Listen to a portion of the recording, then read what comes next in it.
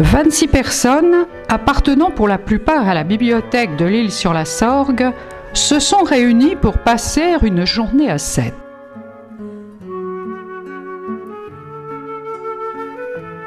La journée a commencé au musée Paul Valéry, où l'on a pu admirer les œuvres d'artistes originaires de Sète et l'exposition de Juan Gris. D'une salle à l'autre, notre guide a su mettre en évidence le rôle particulier de ce peintre dans l'esthétique cubiste. Seul petit problème, la climatisation réglée sur une température minimum nous a donné l'impression de visiter une chambre froide.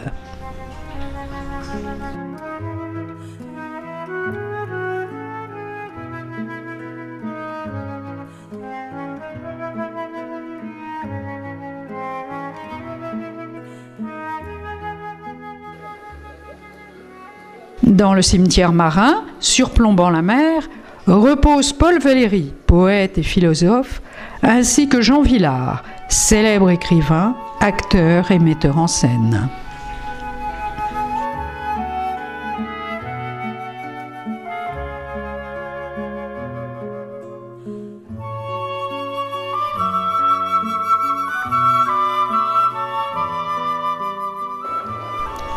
En route pour un repas sur les quais avec les spécialités sétoises.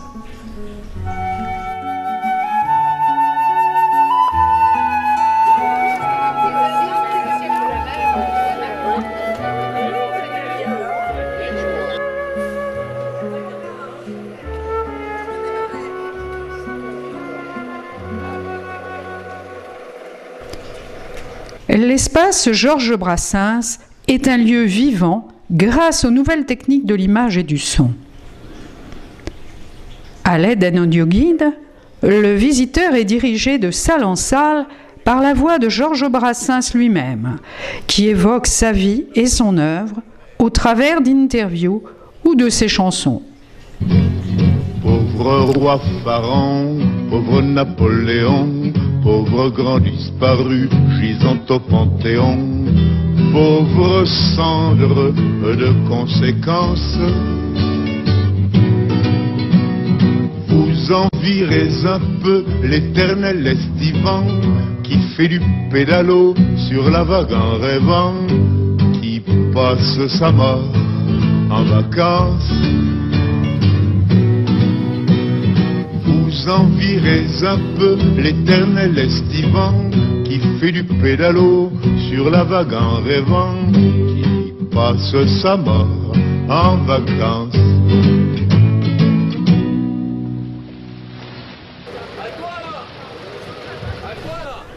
Pour clore la journée, 45 minutes de découverte de la ville de Sète, depuis les canons qui la quadrillent, avec le passage si typique des ponts, et jusqu'à la pittoresque Pointe Courte, le village des pêcheurs.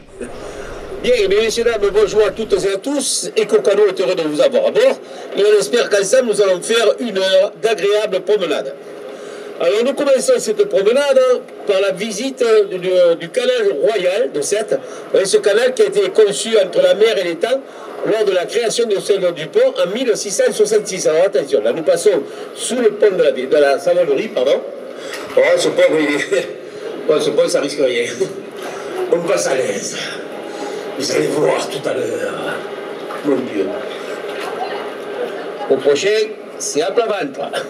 Alors, pour honorer tout ça, vous voyez, vous avez un jouteur devant nous sur la gauche. Un jouteur, une statue de jouteur, vous voyez, que l'on appelle l'ajustère. Alors, la particularité de cette statue, c'est que la statue n'a pas de visage. Vous voyez, elle n'a pas de figure, si vous voulez. Ça, c'est pour éviter la Troisième Guerre mondiale à Sète. Parce que si jamais on avait fait une figure, on aurait dit c'est là, il ressemble à mon cousin, à mon neveu, à mon petit tout, et ce serait été la guerre.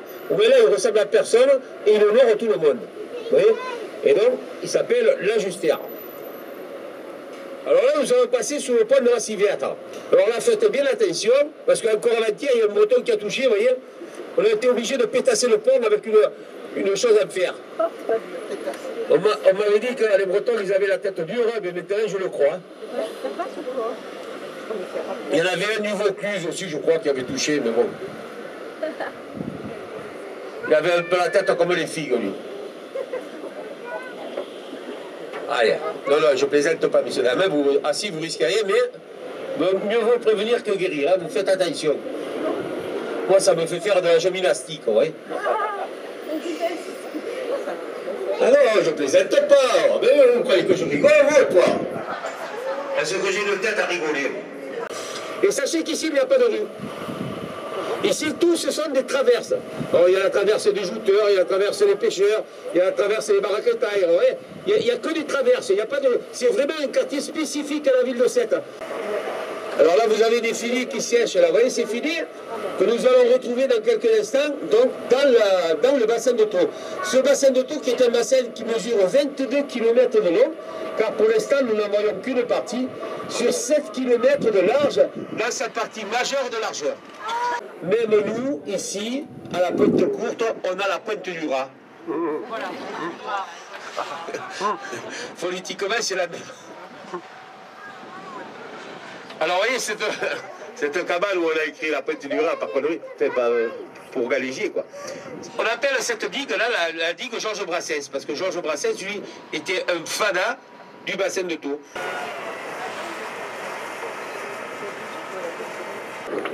Allez, je vais prendre la parole, messieurs, dames, à mon tour. Tout d'abord pour deux choses. Tout d'abord pour vous remercier également d'avoir choisi la société Azur Croisière et d'avoir fait cette belle promenade entre mer et étang de Thau. Tout ça dans un total respect de l'environnement avec notre bateau électrique Ecocano.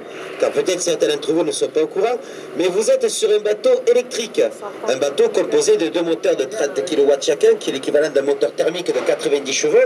Il y a à bord 180 batteries, ce sont des batteries au lithium et au phosphate de fer.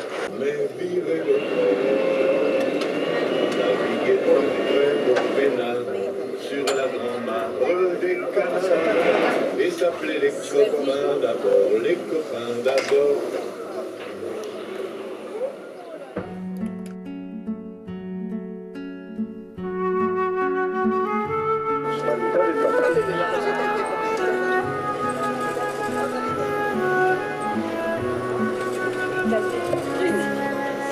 Quant à nous, je crois que c'est une journée qu'il nous faudra renouveler, peut-être pas dans 3 mois, mais l'an prochain, dans une nouvelle journée annuelle. Et pourquoi pas aussi demander à des associations, et celles de Mémorie en particulier, de nous accompagner. Voilà, je vous remercie, je vous souhaite une bonne soirée à tous. Merci.